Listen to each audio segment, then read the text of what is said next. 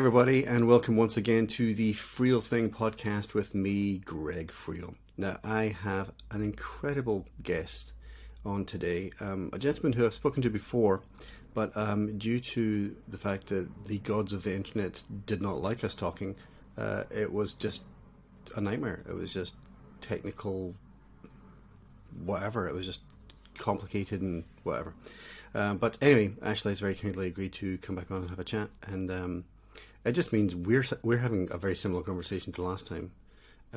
But I think the fact that the audience gets to see two outrageously handsome older men for an extended period of time, I think that's perfectly acceptable. Ashley, welcome. Great pleasure to see you again. How are you? I am absolutely fantastic, and I'm glad it messed up because an awful lot's happened since I last saw you. So there's even more to talk about. We'll just pretend none of that. We didn't actually have that conversation. No, we didn't. No, of course. No. Who? No. So a quick 30 seconds though for the folks at home on who you are and what it is that you do. Okay, so I started out as a chef. I worked in the hospitality industry at my uncle's hotel, which is where I learnt all about customer service and looking after people. And when we wanted to start a family, I met my wife 35 years ago. When we wanted to start a family, she wanted to be a stay-at-home mum, and obviously I wanted her to be a stay-at-home mum. So I went and got myself a job in sales, and I've spent the last 30 years working in sales. The last 14 years I've been working in software for accountants, and I've been working with accountants and really getting into their world, understanding what they do. And the last 3 years I've been coaching and working with accountants really closely to help them grow their business.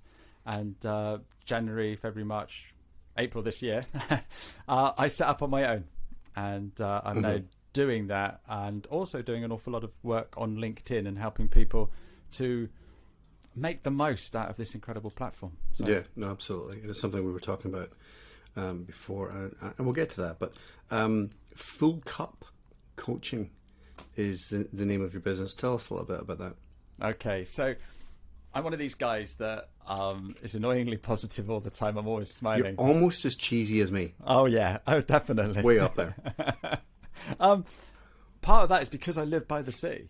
And you look like you're in a boat shed. I mean, yeah, it could be, couldn't it? It does kind of look like that. Yeah, that's got to be the name of this, because nobody knows what it is. And when people have come round that have seen it online, they'd come round and go, "Oh, it's smaller than I thought." So, it looks like a boat shed. I think you need an anchor or something like that. You've got a guitar and then you have an anchor or something. That would be a good idea, or a little porthole. I could put a porthole just there. That's a bit on the cliche side. Either way, yeah. Carry on. Sorry. Yeah, so I've forgotten the question. Full Cup Coaching. Of course. So, like I said, so I'm one of these guys. So to me, it's glass is half full, not half empty. And so I wrote a song quite a while ago now about, it's just all about positivity. But the chorus is, it goes, you get out what you put in. You're never going to lose. You're never going to win. As long as you're happy, you're always going to grin. You get out what you put in. And I'm a firm believer in that. So I put a lot of everything into everything that I do. But I seem to be very lucky in what comes out. So when I was thinking for a name of my business, I just thought, Full Cup. Why can't I give everybody else that positivity when I'm working with them? So that's how it is. And my strap line is, you get out what you put in. So it's perfect. Well, that makes sense. So, and I have a jingle as well. Uh-huh. I'm just going to say there's a guitar behind you. You could give us a little bit of the jingle, but you're okay. I won't put you on the spot like that. But this is, really a relatively new venture. I mean, it's like just the start of this year, really, wasn't it? Absolutely, yeah. I've been working with accountants for donkey's years, as I just alluded. And then the last 3 years... So you just used the word alluded at this time of the morning. I'm very impressed by that. Oh, sorry. Sorry, that's really well done. Sorry, don't ask me what it means, but it sounds good, doesn't it? I was like, good. That's a good coaching word. Well done. And I really, really love the chat. This is why I love coming on podcasts, because it's just chatting, and I just love it. And you learn so much from people. And that was the part of the job that I really, really loved. And there was other parts of the job that I didn't love so much. And what I thought was, why don't I just do the bits that I really love? and that's why I've set up on my own.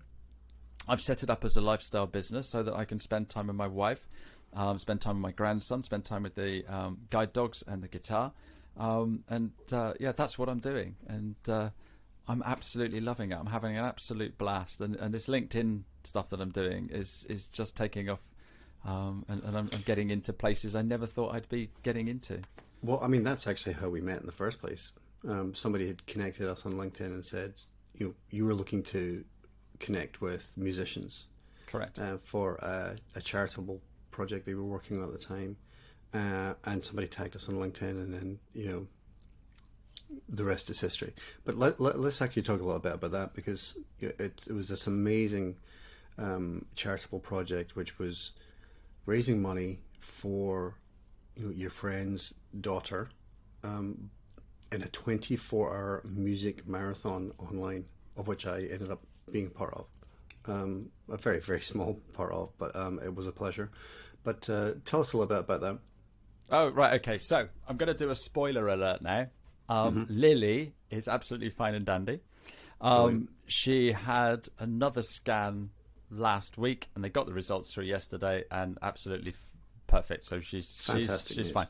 But my friend Will, he's called Will Vine, and he is half of our duo. We go out by the name of Vine and Dandy, and so sorry. And we've been playing together for over 10 years. And he phoned me on Father's Day last year, and it was about 6 o'clock in the evening, and he said, Lily's in hospital. And I know that she'd been poorly, she'd been sick a few times and what have you, and he was, keeping me posted and what have you. But then that Sunday, they ended up going to the local hospital, and the local hospital said, in an ambulance right now, off up to Bristol. And we live down in the West Country.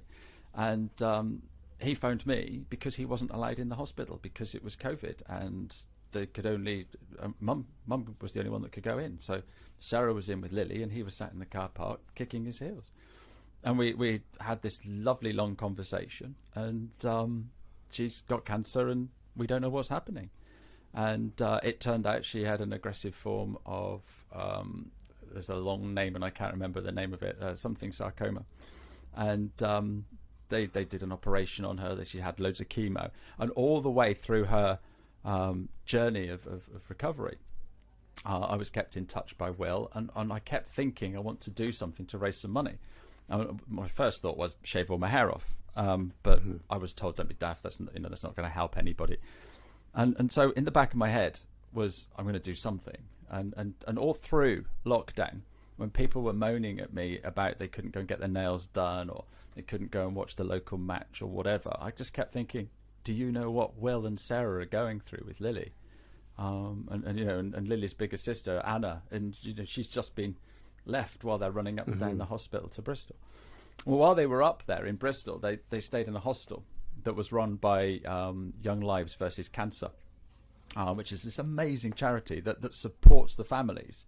I'm not sure whether they do any research into curing cancer, but they're there to hold the hands of the family.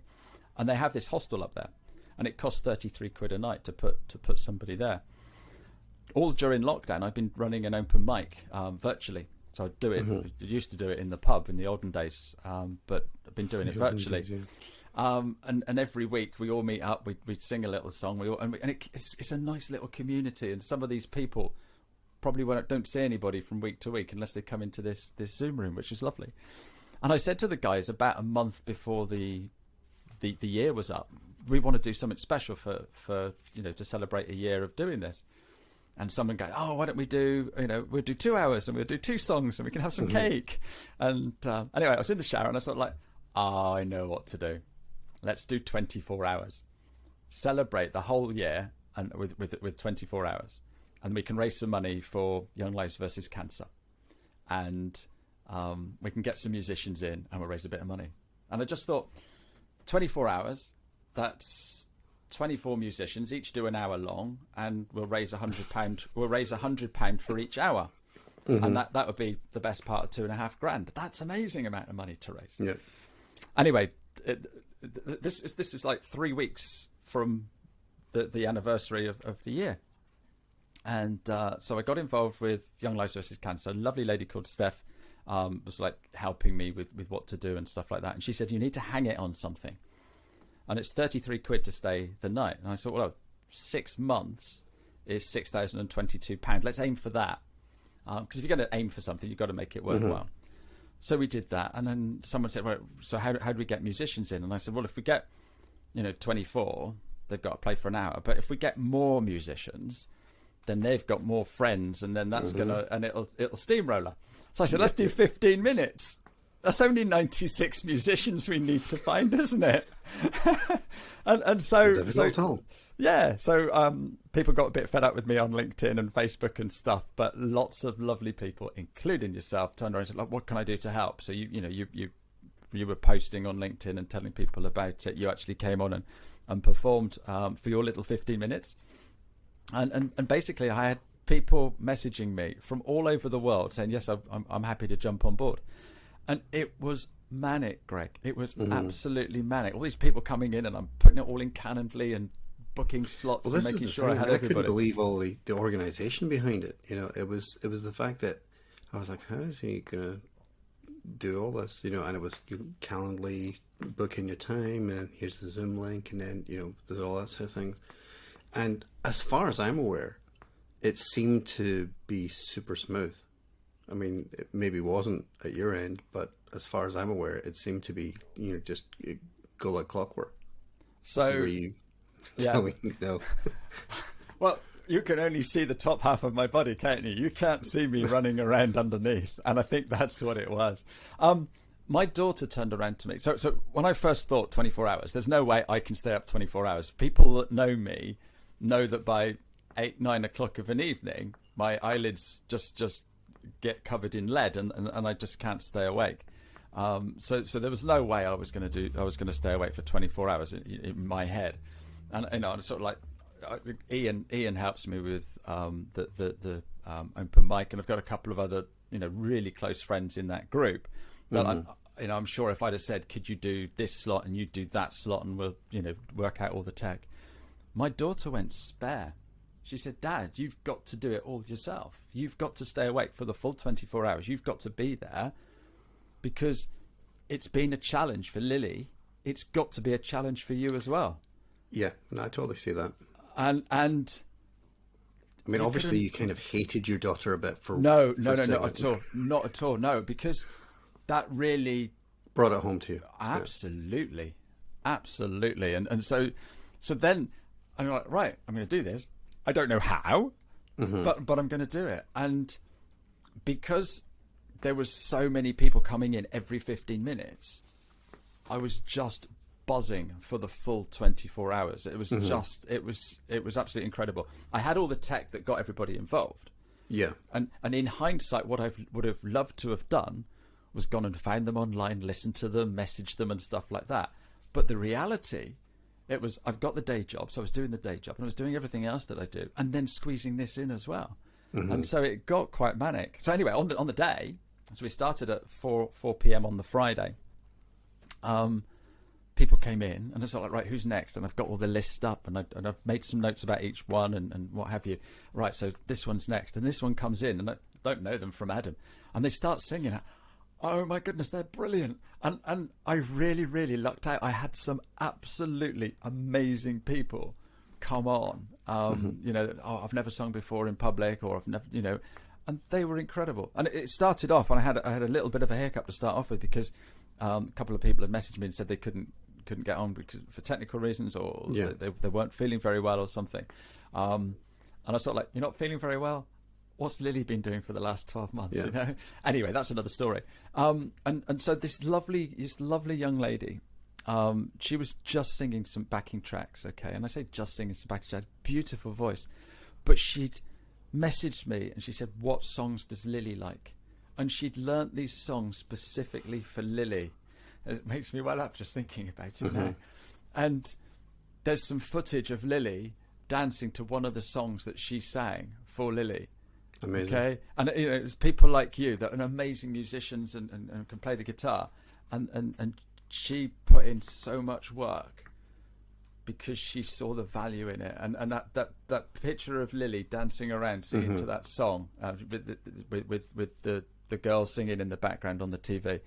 It's just special. It is just so special, and the whole 24 hours was like that. No, I mean, like, as I say, I mean, I obviously just had a very small part to play in it, but even just kind of dropping in to kind of be a part of it for that time, you could tell that there was just this kind of general sort of swell of emotion around it, and everybody was, totally, united in the cause. But I mean, you had that initial target of about £6,500. That's right, yeah. What's the total at around about now? Any idea? Well, so on the day, we were getting close to the £6,022, and Steph phoned me. She said, "Look, don't take this the wrong way, but I think you need to change the target." And I said, "That's funny, because I was thinking the same." And basically, if someone goes on to Just Giving and sees that you're at 90% of the target or 95% of the target, they don't really need my money, I won't bother. But if they go on and they see it's 48% of target, they need my money, I'll give them twice what I was thinking of giving. Yeah. And so she said, "Well, why don't you make it 10 grand?" And I said, "Don't be daft. We're going for 6 months. Let's make it 12 months." So it went from £2.5 grand to 6 grand to £12,044, and that was then the target. And so by the end of the 24 hours, we got to about 8.5 grand, and money was still coming in. And then on the Wednesday following that, the BBC had got hold of the story. So I'd been on BBC Radio, but BBC TV, and I did a big interview with the guys in my boat shed. And so it started off in the morning that Lily was going to be ringing the bell that day, and then the lunchtime show showed her ringing the bell, and then the evening show brought it all together and showed a few musicians and showed a bit of me, showed a bit of Will, and showed Lily ringing the bell. And we were about 1,800 quid off our target, and it was the last news story of the regional news program, and that finishes at 7. At 7:05, my phone was going crazy all day, but at 7:05, I had a notification through that somebody had donated 1,800 quid. Oh my goodness. And anonymously, because when you donate on there, you can make it anonymous, but the organizer can see. But this one was totally anonymous, and there was no way I can find out who that was, and it just blew me away. And there is some video on Lily's live lounge of me coming in here and just announcing it to the world, and I was in buckets of tears. But yeah, so we got to our target, and it's now nearly 15 grand. Oh, sorry, it's nearly it's nearly 16 grand, with the gift aid and all of that put in as well. So yeah, absolutely incredible. It's just the most amazing thing I've ever done. And no, thank you for being part of it and everything that you did. My pleasure. I mean, as I say, it was such a pleasure to be a part of it, and I think the thing is more than anything was that it was the way you communicated the whole story of everything. That so that you just desperately wanted to be kind of part of it, because obviously Lily's story was just so compelling, and my family, I've had a lot of situations with my family in cancer, and I do work with the Maggie Centre for cancer care and that kind of thing. So I think so much of us, all of us really have some kind of connection with cancer, and if whenever you have that personal connection, it just makes you want to do that little bit more if you can, But anyway, so that's how we met, all those years ago, actually. But let's go back to all those years ago, to your first career moves, and as you said at the start, that was working in your uncle's hotel. Did you say it was your uncle's hotel? Yeah, that's right. So my granny moved from Gloucester, which is where the family came from. She moved from Gloucester down to Boscastle, bought a little guest house, hotel, whatever you want to call it, and ran that for donkey's years. And then she got to an age where she wanted to retire, and my uncle took over.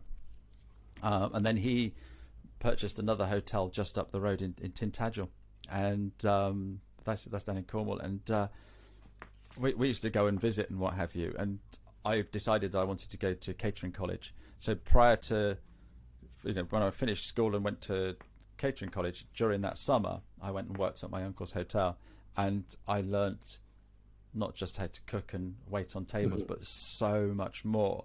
I think it was that instilled in me customer care, customer experience, the stuff that we talk about today. But my uncle was doing it anyway. He had such a lovely way with all his guests, and many of those guests had come from Granny.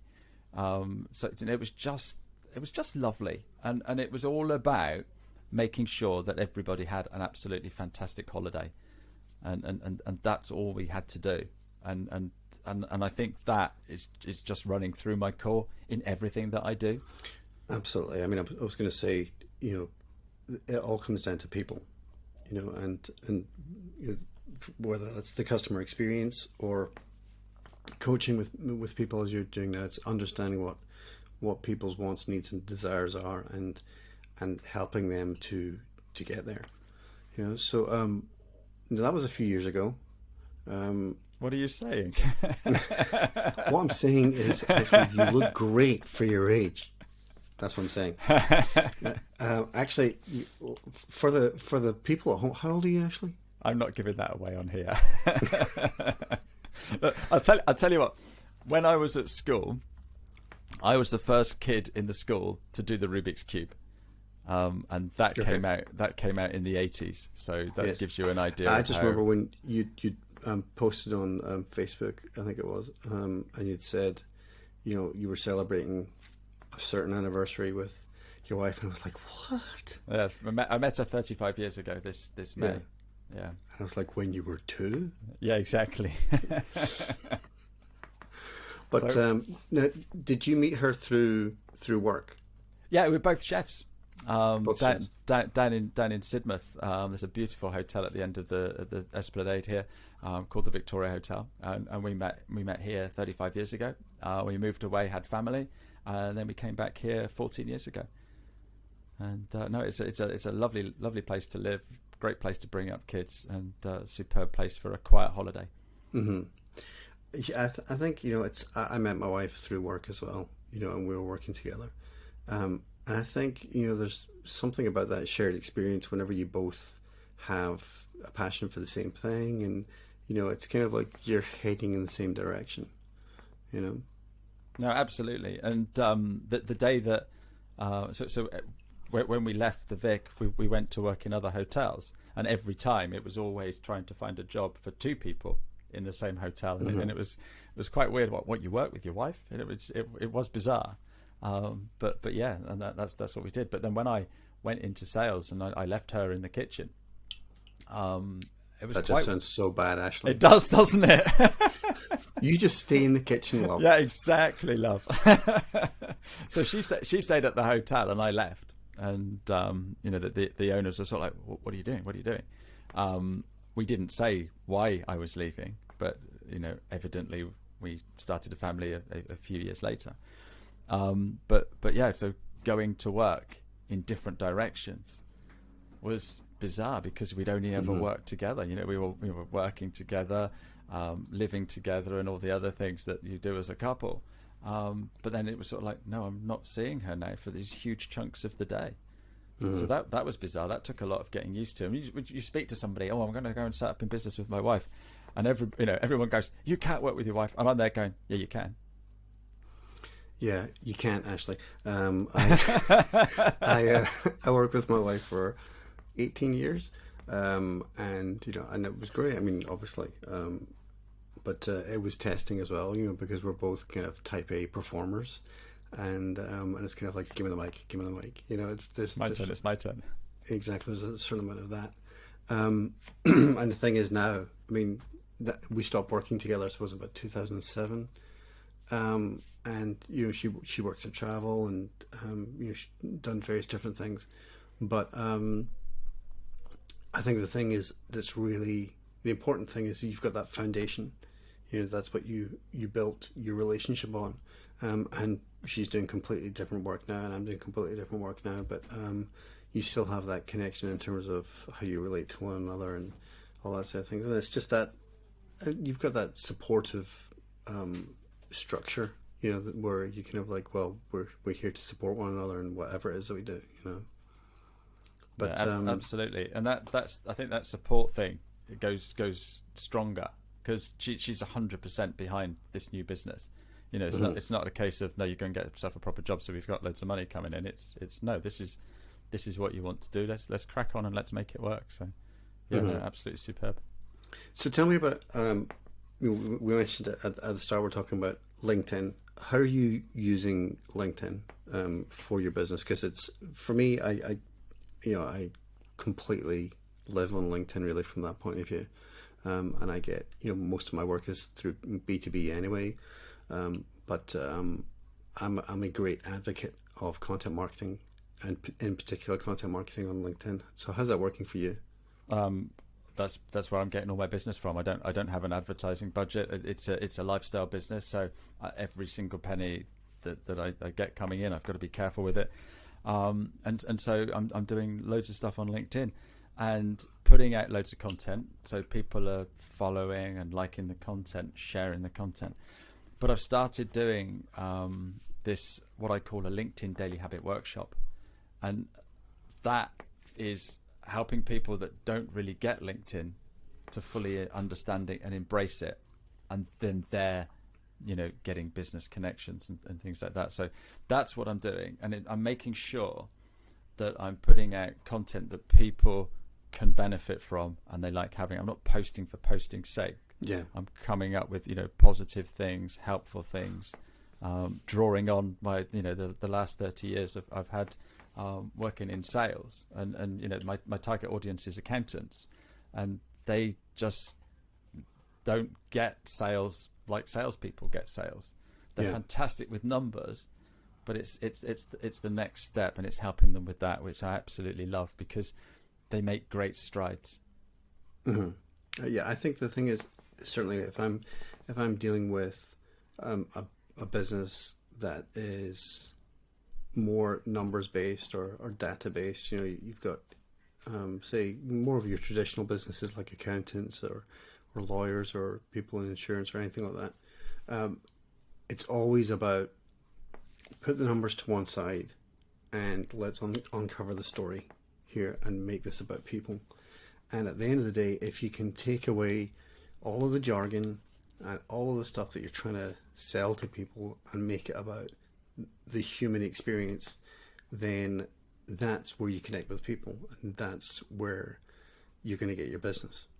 Absolutely. LinkedIn is just an online version of your local networking group, and so part of my teaching is getting people to understand that, and when I talk about that, you can hear the pennies dropping as they realize that it's no different to me going to the networking meeting at the library every third Tuesday of the month or whatever it is. That's the great thing that I love about what LinkedIn has enabled people to do. And let's face it, people buy from people who they know, like, and trust. And what better way of knowing, liking, and trusting someone is seeing what they're doing on LinkedIn. Exactly. And I think the thing is as well is that you do get the trolls who do but this isn't Facebook nonsense and that kind of thing. You're like, it's all people, and just shut the hell up. Absolutely. But LinkedIn has changed as well from the way it originally was in terms of effectively an online CV and just sort of recruitment to really just being exactly like you say, it's that online networking event effectively. But I find it staggering the amount of people that kind of go, I don't know, why are you not? It's free. Yeah. It's just you get out what you put in, Ashley. Oh yes, you certainly do. I'm going to use that now. I'm not. It's a great phrase. You do. But I say that a lot myself. And people don't get that. It's just like it's free, and you're only going to get back what you put in. And if you're actually active and visible on that platform, guess what? People see you. And if you're authentically yourself, your tribe will find you.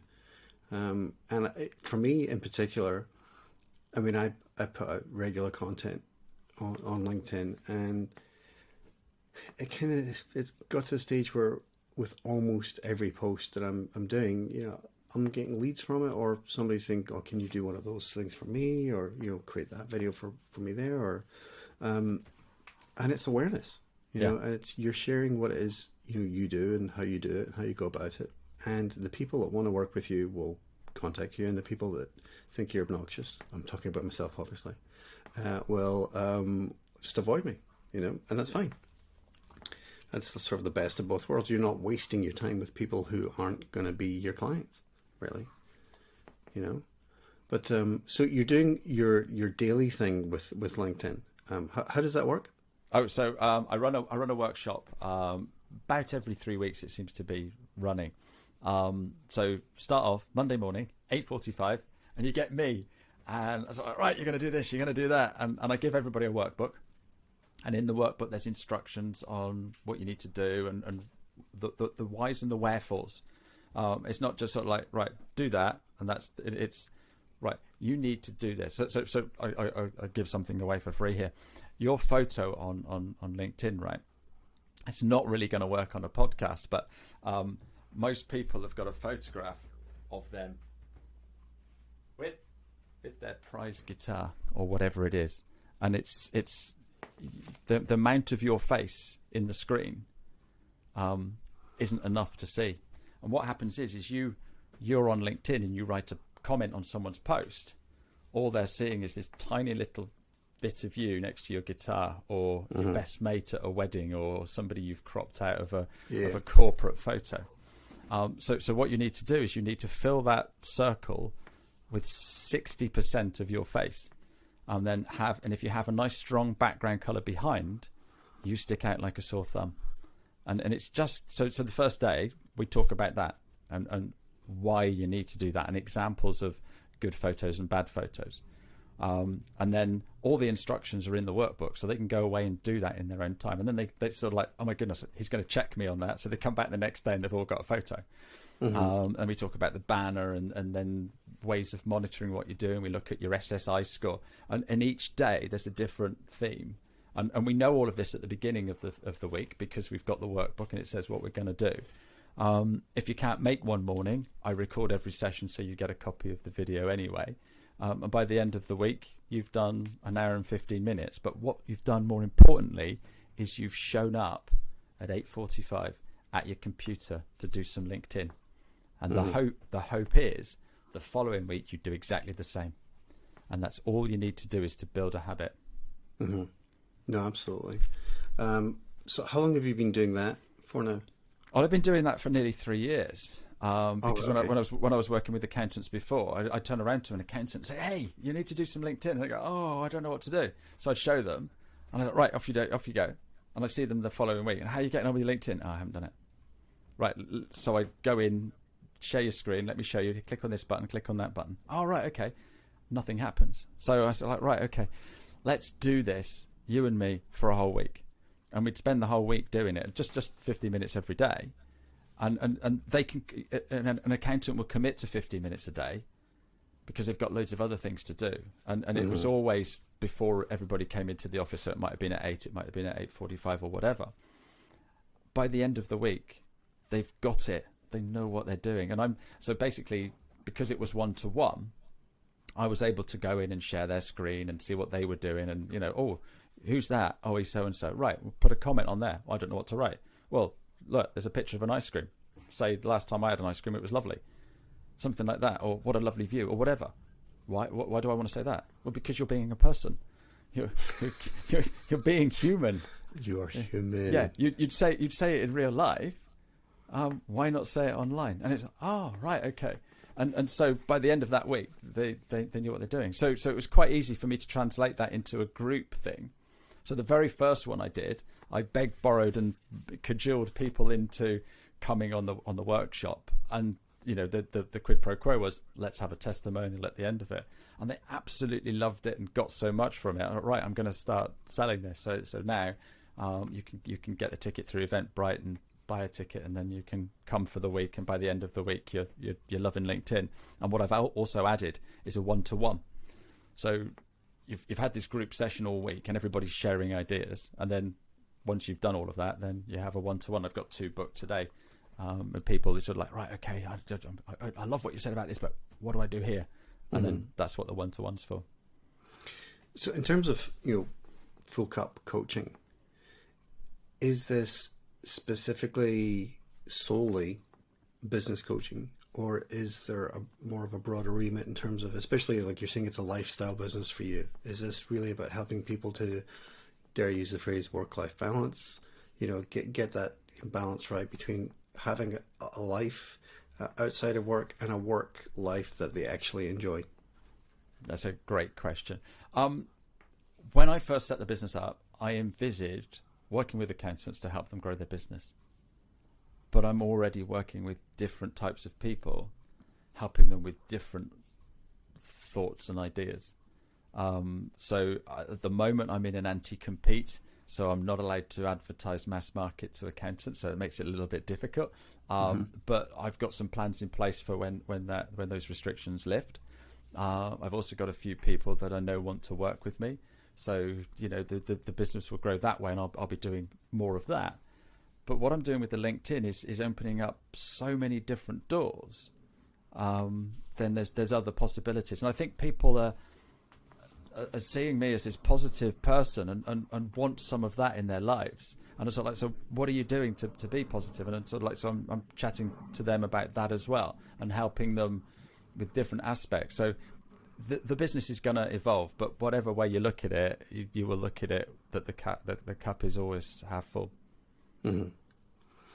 So let's say 2 years from now, do you have a vision of where you'd like Full Cup to be then? Overflowing, dare I say? Yeah, absolutely. Yeah, there will be an overflowing cup. That's brilliant. I literally just come off a call with my mentor this morning, and he said, "Oh, you're going to get to the stage where you'll be employing people." And I said, "Well, I don't want that. I want this to be a lifestyle business." That's so funny that you should say that, because I think we've had this conversation before, that neither of us want to employ people. We want to do what it is that we want to do every day, rather than, then I'm operating a business, and then you're doing that rather than actually doing the thing that you want to do in the first place. Obviously with you, you're helping people. With me, I want to be creative every day, But I think that's key, is knowing I don't want to do that. Understanding where you want to go. Yeah, it's that when I was a young man, okay, I had a ride in the back of a 911 Porsche Turbo, okay, and when I say young man, a kid, yeah, and that's when top trumps were the thing. That's what you played with all your mates, and the Porsche 911, and I think it was the Ferrari Testarossa, maybe, were the 2 cars in that pack, were the ones. But for me, it was the Porsche.